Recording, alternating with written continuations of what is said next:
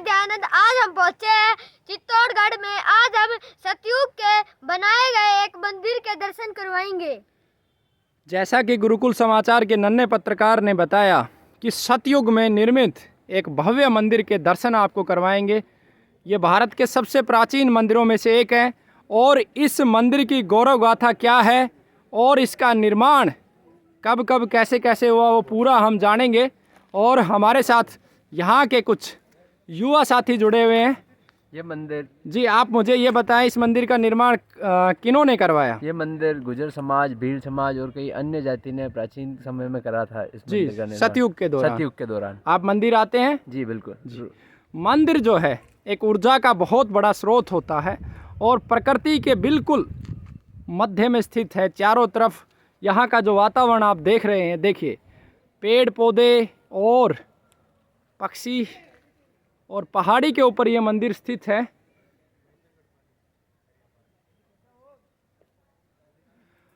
समाज में फैली एक अवधारणा कि जातीय व्यवस्था सनातन सभ्यता की देन है, यह बात सरासर गलत सिद्ध होती है। सतयुग में इस मंदिर का निर्माण आज वर्तमान समय के जिन्हें हम SC ST बोलते हैं उनके द्वारा किया गया। इसका अर्थ ये है कि सनातन सभ्यता में गहरी निष्ठा समाज के प्रत्येक अंग की रही होगी, तभी तो सतयुग में इस मंदिर का निर्माण गुजरों के द्वारा, भीलों के द्वारा, आदिवासियों के द्वारा, यानी कि आज जिनको हम SC ST बोलते हैं उन लोगों के द्वारा इस मंदिर का निर्माण करवाया गया। तो कहीं ना कहीं समाज में आज एक जो भ्रम फैलाया जा रहा है जातीय व्यवस्था का, ये गलत है। ये बात यहाँ पर सिद्ध होती है। मेरे मन में तो ये वर्षों से प्रश्न चल रहा था कि जो समाज चींटी से लेके शेर तक की सुरक्षा करता है वो भला कैसे जातीय व्यवस्थाओं में चल सकता है। हाँ, मनुस्मृति ये बात जरूर कहती है, व्यक्ति जन्म लेता है कुल में और कर्म से उसका वर्ण निर्धारित होता है। यानी कि ब्राह्मण, ब्रह्म का जिसको ज्ञान हो, शिक्षा प्राप्त करे, ज्ञान प्राप्त करे और निस्वार्थ भाव से समाज को ज्ञान दे। शस्त्र का भी वो गाता है, शास्त्र का भी वो ज्ञाता है। समाज के लिए जब ज़रूरत पड़े तो वो ज्ञान के प्रकाश से अंधकार को मिटा दे और जब समाज के लिए ज़रूरत पड़े तो सही रास्ते पे समाज को जो दौड़ा दे वही ब्राह्मण है। अपने रक्त का एक एक कण राष्ट्र और धर्म के लिए जो लगा दे वो क्षत्रिय है।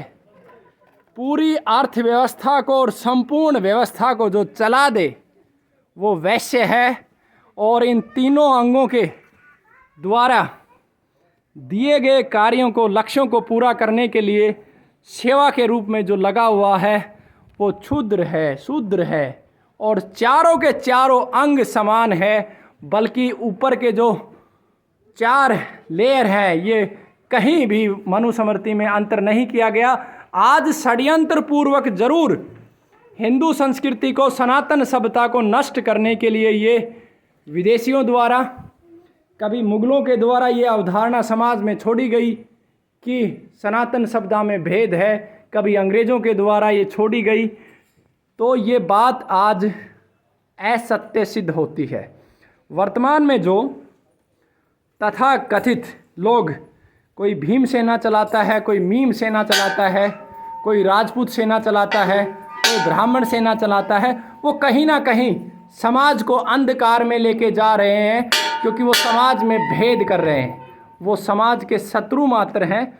हमें, हमारी संस्कृति, सनातन संस्कृति मात्र एक ही बात हमें सिखाती है, चींटी से लेके शेर तक की रक्षा करने की जिम्मेवारी मनुष्य की है, प्रकृति की व्यवस्था बनाने की जिम्मेवारी मनुष्य की है।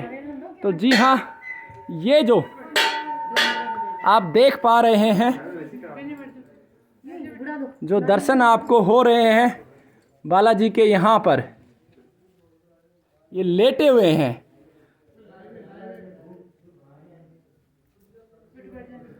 और भी जानकारी हम लेंगे इस मंदिर के बारे में, क्या यहाँ की व्यवस्थाएं थी। हमारे साथ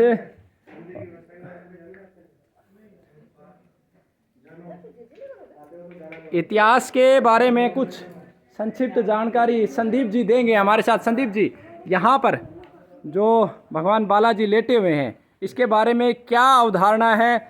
हमने कुछ सुना है कि हनुमान जी ने सूर्य को मुख में धारण कर लिया था और उस समय जब यहाँ पे उनका जो मुख खुला तो इसीलिए इस मंदिर का नाम बालाजी रखा गया। हो सकता है मैं गलत हूँ जितना मैंने सुना, बाकी फिर भी आप इस विषय के विशेषज्ञ हैं, आप जानकारी रखते हैं। शयन बालाजी, आप कुछ बताएं जी। आपका नाम? फतेहलाल। फतेहलाल। क्या बोलते हैं स्थान को? शयन बालाजी। शयन बालाजी। आप आते हैं यहाँ पे? हाँ जी। तो हमारे साथ जो इतिहास के विशेषज्ञ हैं संदीप जी, वो अपनी बात रखेंगे। जी बताएं। तो ये जो मंदिर की निर्माण है वो हालांकि खटाना गुज्जरों ने और सभी आदिवासियों ने मिलकर हाँ। सभी बीलों ने मतलब सभी समूह ने एक सामूहिक वो था प्रयास था।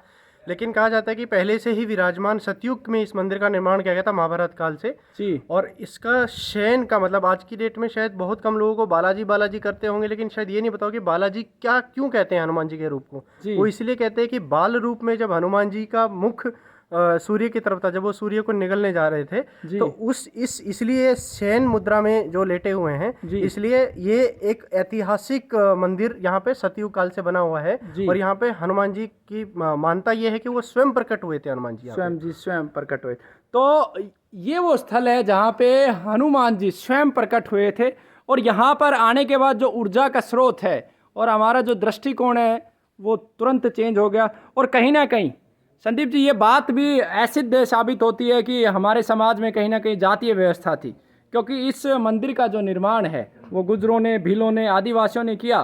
तो कहीं ना कहीं ये मुगलों के द्वारा या पश्चिम पोषित संस्कृति के द्वारा हमारी संस्कृति को तोड़ने का एक प्रयास है। देखिए हमारी जो सभ्यता है, जो वेदों से जो हमारे मूल ग्रंथ हैं और नीचे आते आते अगर हम मनुस्मृति की भी बात करें तो कहीं पे भी आज के डेट में मनुस्मृति को भी ऐसा दर्शाया जाता है कि वो जाति व्यवस्था में विश्वास रखते हैं या किसी को एक जाति को दबाया जाता है। ऐसा ये गलत भ्रम अपने निजी स्वार्थ के लिए राजनीतिक तौर पे और शासकों ने, जिसमें मुगल आप अंग्रेज कह लीजिए, जो आज की डेट में भी जो नेता बैठे हैं वो केवल शासन मात्र से समाज में बंटवारा करके अपनी राज सत्ता चलाना चाहते हैं। एक और तथ्य ये है कि ये संपूर्ण भारतवर्ष में इकलौता स्वयं प्रकट शयन हनुमान जी का मंदिर है। तो इस पवित्र स्थान पर आप जरूर आएँ और इस बारे में अपना आशीर्वाद लेके जाएं। और कहा जाता है कि यहाँ पे सारी मनोकामनाएं भी पूर्ण होती हैं। जो अपने सनातन धर्म के लोग हैं, जो भी बालाजी हनुमान मंदिर जाते हैं, जो अपना राजस्थान में है बीकानेर की तरफ, तो यहाँ पर भी जरूर आएँ और अपना आशीर्वाद लेके जाएँ। तो ये एक और तथ्य जो हम बता रहे हैं कि जाति व्यवस्था केवल एक स्वार्थ के लिए जो राजनीतिक शासकों द्वारा की जा रही है और की जाएगी जब तक हम एकत्रित नहीं होंगे। तो इसलिए हमें जो भाई जी ने भी बताया कि जो वर्ण व्यवस्था है उसमें विश्वास रखिए, अपने ग्रंथों को पढ़िए, आपको तर्क करने में आपको उसमें सहायता मिलेगी। जी, तो बहुत ही अच्छी बात संदीप जी ने बताई, आपका बहुत बहुत धन्यवाद। और पुनः हम समाज को एक ही बात कहेंगे, जब ईश्वर ने भेद नहीं किया तो ईश्वर के द्वारा, यानी कि सृष्टि का जो सबसे पहला ग्रंथ था ऋग्वेद, पहली इस धरती की जो पहली पुस्तक थी ऋग्वेद, वो वेद मनुस्मृति कैसे भेद कर सकती है? जो साक्षात ईश्वर के द्वारा, ईश्वर के आदेश पे निर्मित जो ग्रंथ है वो कैसे भेद कर सकते हैं? तो ये सोचने का विषय है और इसका मूल्यांकन ईमानदारी से होना चाहिए, क्योंकि आज एक नफरत का माहौल भरा जा रहा है कहीं ना कहीं स्वार्थ को पूरा करने के लिए। मैं आपको एक उदाहरण देता हूं। आज एक भीम सेना खड़ी हो गई है सिर्फ इस उद्देश्य से कि एक टारगेटेड वोट उन्हें प्राप्त करना है, और जो कहीं ना कहीं समाज को गलत दिशा में लेके जा रहे हैं। इसी तरीके से कोई राजपूत सेना खड़ी हो गई, कोई ब्राह्मण सेना खड़ी हो गई है। सत्य की सेना कब खड़ी होगी? धर्म की सेना कब खड़ी होगी? जीवन की सेना कब खड़ी होगी? विज्ञान की सेना कब खड़ी होगी? प्रकृति माँ की सेना कब खड़ी होगी? इन्हीं सभी शब्दों के साथ गुरुकुल समाचार की ओर से आप सभी को बहुत बहुत धन्यवाद। वंदे मातरम, जय भारत। भाई राजीव दीक्षित अमर रहें।